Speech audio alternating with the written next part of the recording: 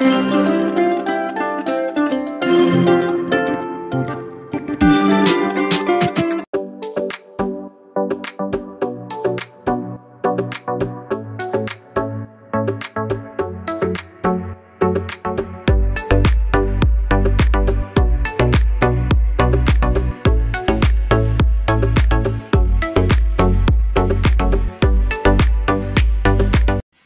नमस्कार, मी मोनिका स्मितू आणि रिधूची मम्मा या यूट्यूब चॅनलमध्ये तुम्हा सर्वांचे अगदी मनापासून स्वागत करत आहे। तर बरेच दिवस झाले सकाळी म्हणजे व्हिडिओ घेतलेलाच नाही आहे मी। आता स्मितूची जेव्हापासून 7:30ला स्कूल सुरू आहे ना तेव्हापासून 1-2 व्हिडिओ घेतले आणि त्यानंतर माझं उन्हाळी वाढवण त्याच्यामुळे ते सगळ्या गोष्टी राहून गेल्या। तर म्हटलं चला बऱ्याच दिवसानंतर तुम्हाला सकाळचं जे काही रुटीन आहे ना ते शेअर करते। आता 7 वाजले, घरातलं झाड लोट अंगणाची साफसफाई करून मी आता फ्रेश झालेली आहे आणि आता उठवते मी स्मितूला। हे बघा दोघीच्या दोघंही झोपून आहे। रिधू उठला पण स्मितू उठायचा आहे। स्मितू ए बिलू स्मितू,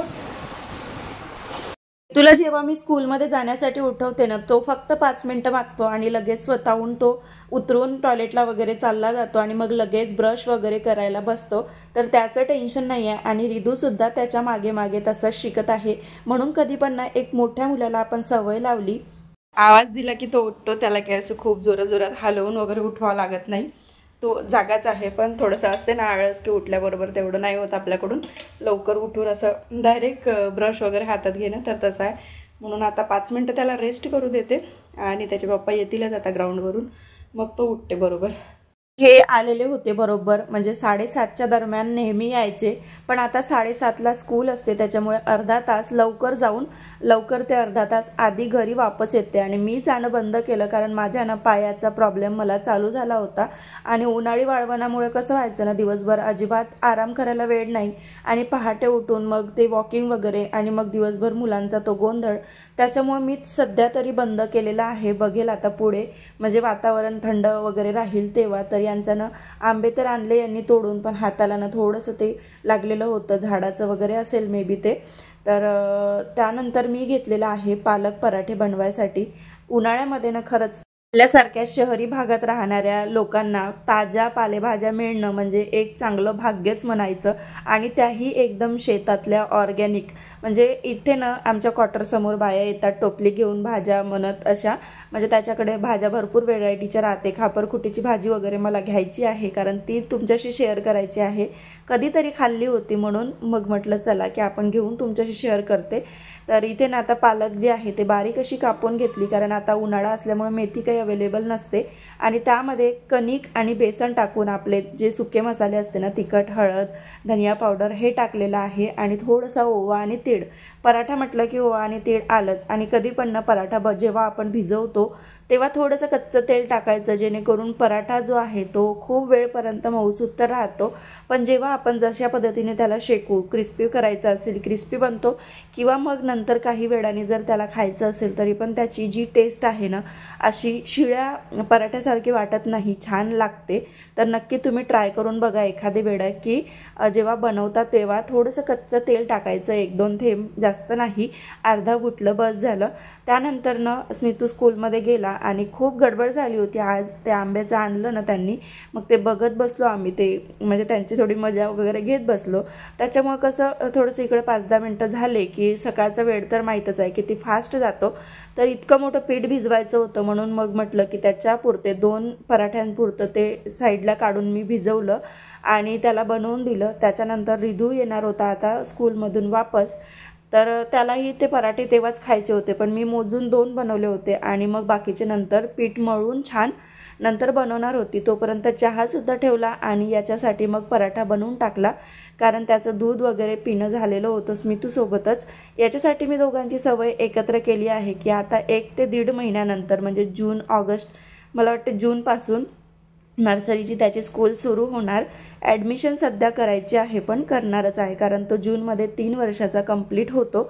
तर हे परत जाऊन आले, खूप दूर शाळा नाही आहे, 10 मिनिटात जाणं येणं होऊन जाते, तर त्याच्यामुळे आले म्हणजे चहा उकळतपर्यंत ते येऊन जातात घरी। तर एकीकडे ना मी चहा घेतलेला आहे प्यायसाठी आणि दुसरीकडे रिधूला पण बिझी ठेवते कारण तो आजकाल ना खूप त्रास देतो, माहीत नाही त्याला उन्हाचा त्रास होत आहे की कसा, तर खूप असा म्हणजे त्याला गोदीमध्येच येऊन बसायचं असते, एकटा पडल्यासारखा होता येतो. कारण मुलं कसे शाळेत जात आहे, गावाला जात आहे आणि त्याला खेळायला कोणीच राहत नाही. त्याच्यामुळे असं वाटत होतं की आताच त्याची ॲडमिशन केली असती तर ॲटलिस्ट तो गेला असता. पण ऊन एवढी आहे की मला असं वाटलं की तो एकदम छोटा आहे, एकदम 3ही वर्षाचा कंप्लीट नाही आहे, तर असू दे, 1 महिन्यानंतर तो जाणारच आहे. आणि ती जे आपली शाळा सुरू झाली की मग ते काही बंद होत नाही. तर इथे आज मी सगळ्यांसाठीच पराठे बनवून घेतले, कारण आज मला शॉर्टकट स्वयंपाक करायचा होता. रिदूला पण पाठवायचं होतं आधार कार्डसाठी, कारण त्याची ॲडमिशन आता करायची आहे, तर आधार कार्ड कंपल्सरी असते. हे 2-4 दिवसाच्या आधीच जाऊन आले, पण तेव्हा यांचं अपडेट नव्हतं, म्हणून यांनी पहिलं अपडेट केलं आणि नंतर आता रिदूचं काढायला ते परत गेलेले होते. आणि ही चटणी जी आहे ना, ती शॉर्टमध्ये मी पूर्ण व्हिडिओ टाकणारच आहे, तर तिकडे नक्की जाऊन बघा तुम्ही. खूप छान टेस्टला लागते, एकदम अप्रतिम, कमी वेळात होणारी ती झटपट अशी चटणी आहे. तर आज पालक पराठे आणि चटणी बनवली होती, सोबत थोडासा भात लावून देणार होती मी गरम गरम नंतर जेवायच्या वेळेवरच.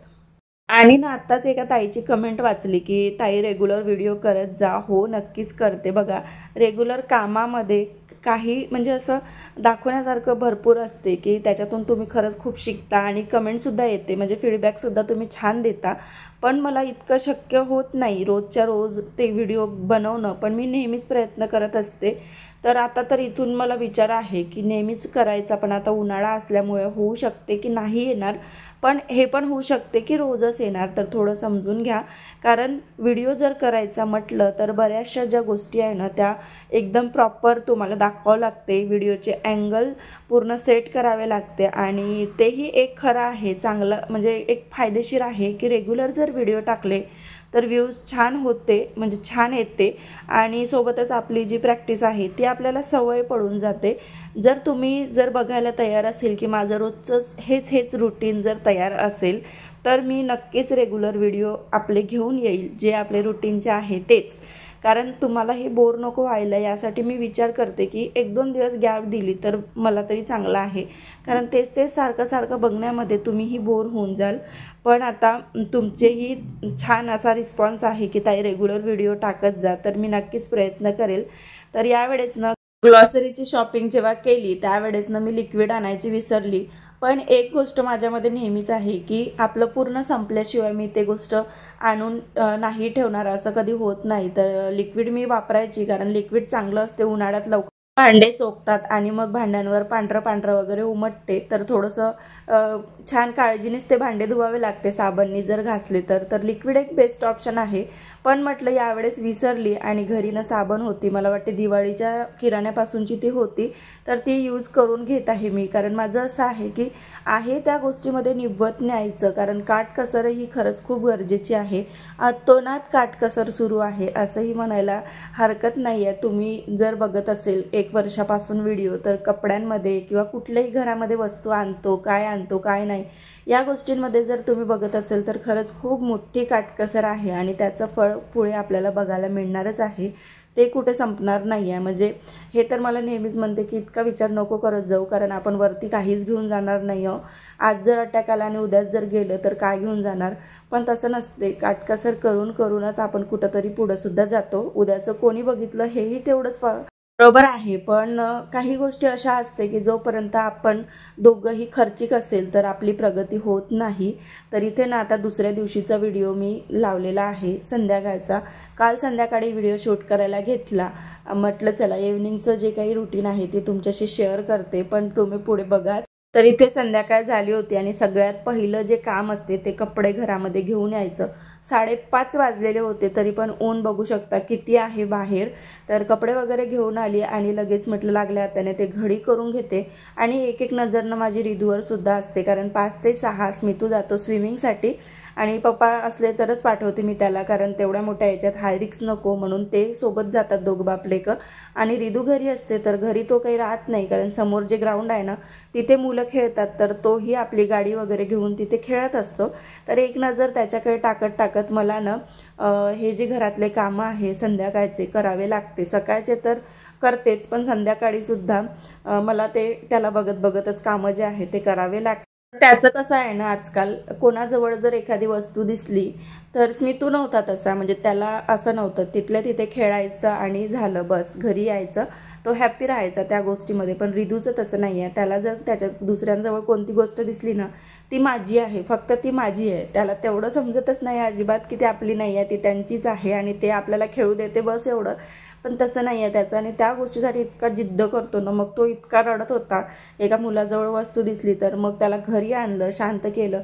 आणि याच्यामध्ये माझा इतका वेळ गेला की मग म्हटलं समोरचं व्हिडिओ आता काय दाखवू, सगळं दिवस निघून गेला. म्हणजे नळसुद्धा आले, आणि नळ आलं की पूर्ण गडबड जी आहे ती होतेच, कारण पाणी भरणं पहिलं असते. कारण आता उन्हाळा असल्यामुळे नळ जे आहे कितीही म्हणजे मोठ्या फोर्सने येत असेल ना, तरी पण लवकर जाते. पूर्वी कसं राहायचं, अर्धा तास पाऊण तास पावसाळ्यामध्ये वगैरे नळं राहते तेव्हा कामही राहत नाही. पण आता तसं होत नाही. 15-20 मिनटं, अर्धा तासच्या खालीच 25 मिनटामध्ये नळ जे आहे ते चालले जाते. म्हणून ना पटापट पाणी वगैरे व्यवस्थित भरावे लागते. कारण कधी कधी जर दुसऱ्या दिवशी नळच आले नाही तर भरायला कोण जाणार, आणि सवय नसल्यामुळे ना ते वेगळंच वाटते. तर इथे आता संध्याकाळ झाली होती, हे सुद्धा आले होते, आणि चहा जो आहे तो मी ठेवला, मुलांनाही देऊन दिला. अरे मुलं दूध पितात, चहा वगैरेची अजून मी त्यांना सवय लावलेली नाही आहे. तर त्या मुलांचं दूध, बिस्किट, आमचंही चहा पाणी वगैरे झालं, आणि परत मग भांडे वगैरे घासायचे बाकीच होते, झाडझूड वगैरे झालेली होती. थोडक्यात म्हणजे तुम्हाला इव्हनिंगचं जे रुटीन आहे ना ते समजलं असेल. आणि हाच होता आपला आजचा छोटासा व्लॉग. व्हिडिओ जर आवडला असेल तर व्हिडिओला लाईक करा, शेअर करा, आणि चॅनलवर तुम्ही नवीन असाल तर नक्की सबस्क्राईब करा. पुन्हा भेटू उद्याच्या नवीन व्लॉगसोबत.